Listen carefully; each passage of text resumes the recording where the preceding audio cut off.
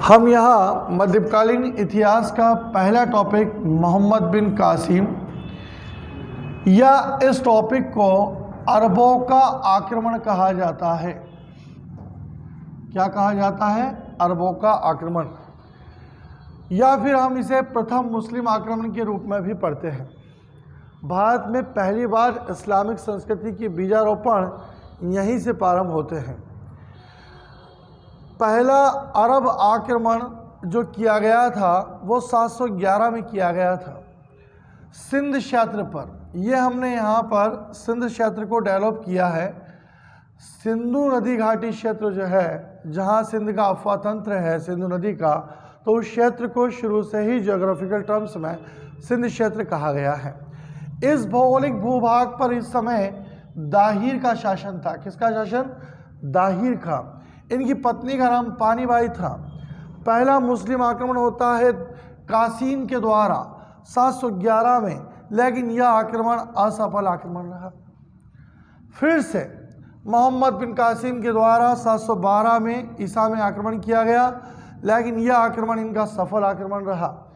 इस आक्रमण के दौरान इनकी पत्नी, जिनका नाम है पानीबाई, क्या नाम है? पानीबाई, इन्होंने जल जोहर किया। क्या किया? जल जोहर।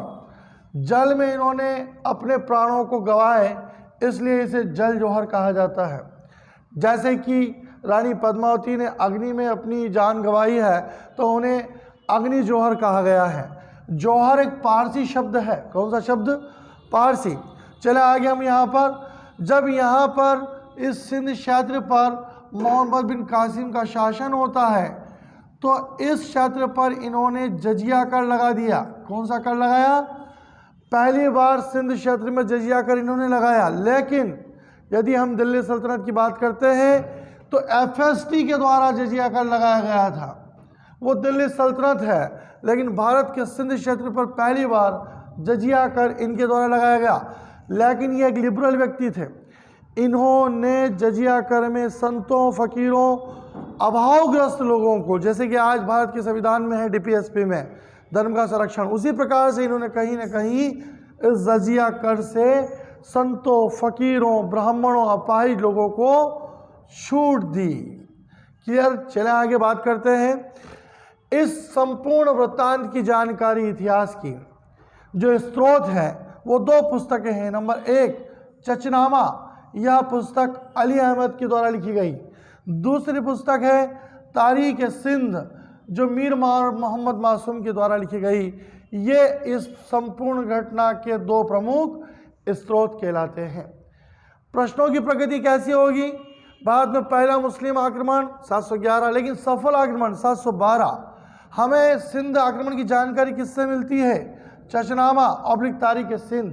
पुस्तक का नाम पूछा जाता है, दाहिर की पत्नी का नाम पूछा जा सकता है कि दाहिर जो शासक था सिंध क्षेत्र पर, उनकी पत्नी का नाम क्या है?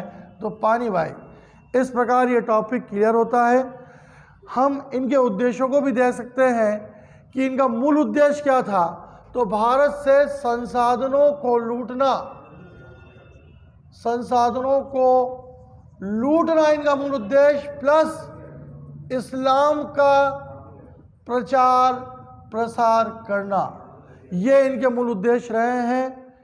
इस प्रकार से यह टॉपिक आपका क्लियर होता है। पहला टॉपिक जो है मध्यकालीन इतिहास का मोहम्मद बिन कासिम या प्रथम मुस्लिम आक्रमण या अरबों के आक्रमण के नाम से हम जानते हैं। धन्यवाद।